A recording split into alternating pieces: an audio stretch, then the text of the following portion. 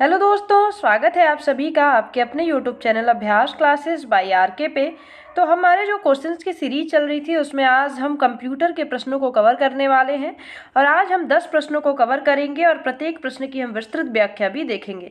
आप किसी भी गवर्नमेंट एग्जाम की अगर तैयारी कर रहे हैं तो ये वीडियो आपके लिए बहुत ही अधिक हेल्पफुल होने वाली है। जिस भी परीक्षा में कंप्यूटर के प्रश्न पूछे जाते हैं तो ये वीडियो आपके लिए उन सभी परीक्षाओं में उपयोगी होने वाली है। तो अंत तक बने रहिएगा, वीडियो बहुत छोटी होगी और बहुत ही ज़्यादा इन्फॉर्मेटिव होगी। तो स्टार्ट करते हैं और पहले प्रश्न को देखते हैं। तो जो हमारा पहला प्रश्न है कि ALU के प्रथमाक्षर का अर्थ है, मतलब ALU का फुल फॉर्म पूछ रहा है तो क्या होता है, अर्थमेटिक एंड लॉजिक यूनिट। ये बहुत बार परीक्षाओं में पूछा भी हुआ है तो ध्यान रखिएगा। आइए इसके बारे में अब विस्तार से जानें। तो ALU का पूरा नाम अर्थमेटिक लॉजिक यूनिट है। यह CPU के हार्डवेयर के 3 भागों में से एक है। CPU डाटा प्रोसेसिंग का कार्य करता है। यह डाटा पर कंट्रोल यूनिट से प्राप्त निर्देश के अनुसार गणितीय तथा तार्किक कार्य करता है। ALU के 2 भाग होते हैं, AU और LU। AU क्या है तो अरिथमेटिक यूनिट है। इसका काम क्या होता है तो अंकीय गणना करने के लिए इसका यूज किया जाता है। बात करें LU की तो LU होता है लॉजिक यूनिट और ये तार्किक गणना हेतु उपयोगी होता है। अगला प्रश्न देखें। अगला हमारा प्रश्न है कि मैं एक शॉर्टकट की हूँ जो माइक्रोसॉफ्ट ऑफिस का प्रयोग करते समय किसी भी सेलेक्टेड टेक्स्ट को बोल्ड करने के लिए सर्वाधिक उपयोगी होता है। मैं कौन हूँ? तो इसका सही उत्तर क्या हो जाएगा, Ctrl+B। Ctrl+B का उपयोग किसके लिए किया जाता है तो जो टेक्स्ट होते हैं उनको बोल्ड करने के लिए किया जाता है। तो इसके बारे में जानें। तो Ctrl+B का काम क्या होता है, टेक्स्ट को मोटे अक्षरों में लिखना। अन्य कुछ शॉर्टकट की आपको ध्यान रखने हैं, जैसे Ctrl+I टेक्स्ट को तिरछे अक्षरों में लिखने के लिए इसका यूज किया जाता है।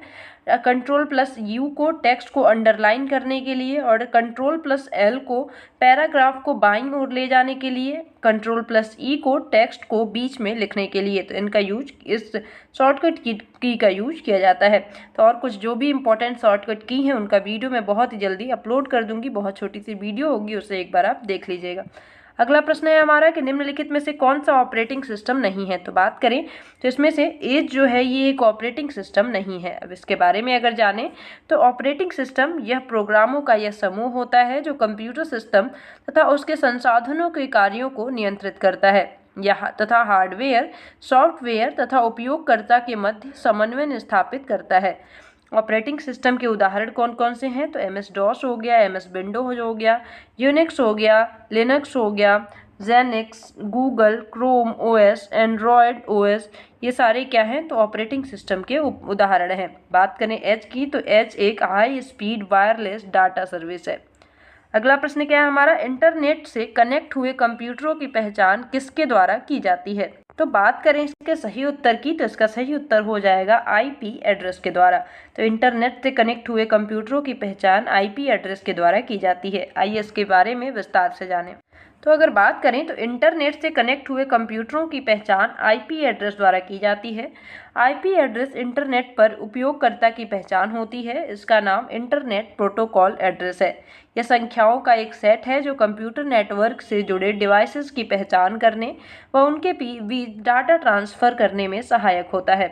IBP एड्रेस के 2 वर्जन हैं, एक है IPv4 और एक है IPv6 है, तो इसे ध्यान रखना है। अगला प्रश्न देखते हैं। अगला प्रश्न है हमारा कि निम्नलिखित में से कौन सा कथन असत्य है। तो देखते हैं। तो पहला जो कथन है, इंटरनेट नेटवर्कों का नेटवर्क है। ये तो हम बहुत जब छोटे कक्षाओं में होते हैं तो ये बहुत रटते हैं बच्चे, तो ये पता होगा इंटरनेट क्या होता है, नेटवर्कों का नेटवर्क होता है। अगला जो हमारा अगली जो सेंटेंस है वो क्या कह रहा है कि इंटरनेट एक लोकल कंप्यूटर नेटवर्क है। यही जो हो जाएगा, इसका प्रश्न का सही उत्तर हो जाएगा। यह कथन गलत है।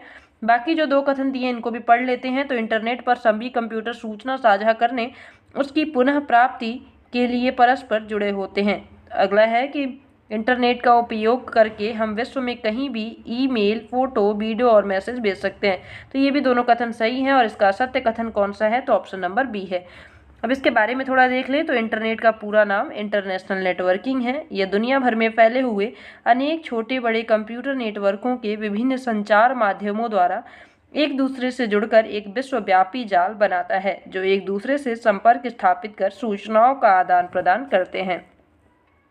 अगला प्रश्न है हमारा कि गरिमा अपने विद्यालय के सभी अध्यापकों को अद्यतन परीक्षा पद्धति के बारे में बताने के लिए एक दृश्य श्रव्य प्रस्तुति मतलब प्रेजेंटेशन बनाना चाहती है। उसके लिए निम्नलिखित में से कौन सा सॉफ्टवेयर सर्वाधिक होगा। तो जो भी प्रेजेंटेशन हम बनाते हैं वो MS पावर पॉइंट में बनाते हैं और इसका सही उत्तर क्या हो जाएगा, MS पावर पॉइंट हो जाएगा। और इसके बारे में जानो तो MS पावर पॉइंट यह MS ऑफिस का प्रस्तुतिकरण सॉफ्टवेयर है। इसमें स्लाइड के माध्यम से टेक्स्ट, ध्वनि, दृश्य और तथा एनिमेशन को जोड़ा जा सकता है। अतः गरिमा को दृश्य श्रव्य प्रस्तुति बनाने के लिए MS पावर पॉइंट सॉफ्टवेयर का सर्वाधिक उपयुक्त होगा। अब बात करें MS वर्ड क्या होता है, तो इसमें टेक्स्ट, चित्र तथा ग्राफिक्स का निर्माण किया जाता है। यह वर्ड प्रोसेसिंग सॉफ्टवेयर है। तो MS वर्ड क्या होता है, यह एक वर्ड प्रोसेसिंग सॉफ्टवेयर होता है। MS एक्सेल की बात करें तो यह एक स्प्रेडशीट प्रोग्राम है। स्प्रेडशीट प्रोग्राम होता है, इसमें कुछ लाइन बने होते हैं और इसमें हम जो भी संख्याएं अगर दी हुई हैं उसको हम अरेंज कर सकते हैं। MS एक्सेल की बात करें तो यह एक डाटाबेस प्रोग्राम है। MS एक्सेस है, ये ध्यान रखिएगा, MS access, MS excel. Next प्रश्न देखते हैं, किसी कंप्यूटर सिस्टम में निम्नलिखित में से किसका प्रयोग मूल पाठ टेक्सट्यूल इनपुट के लिए नहीं किया जाता है।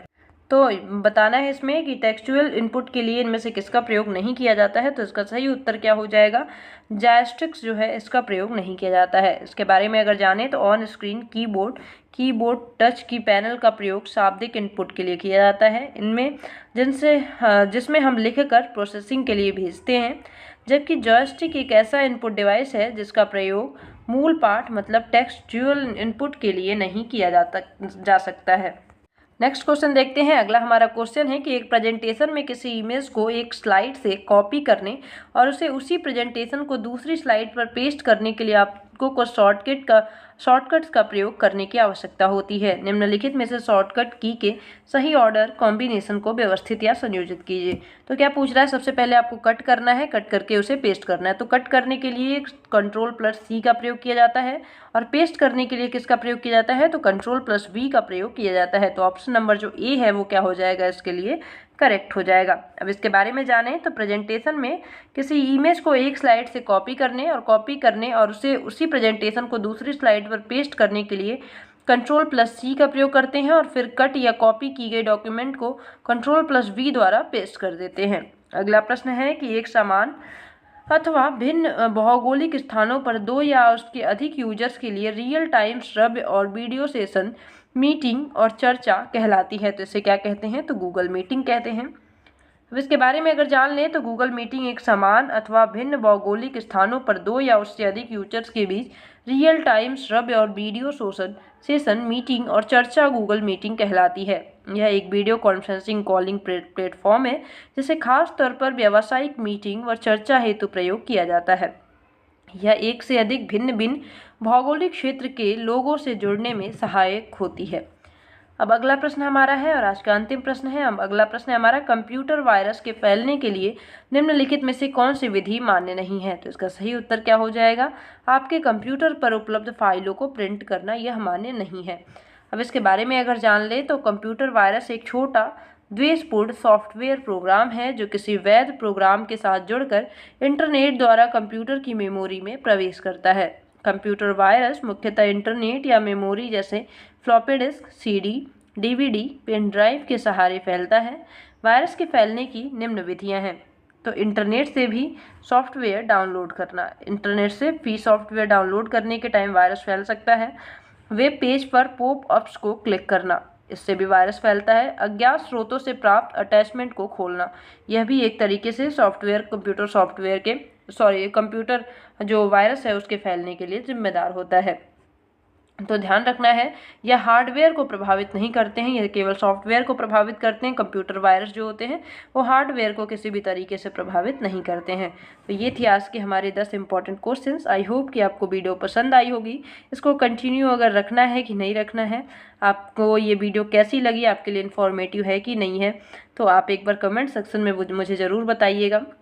और मिलते हैं अगली वीडियो में, तब तक के लिए bye bye, have a nice day, thank you so much.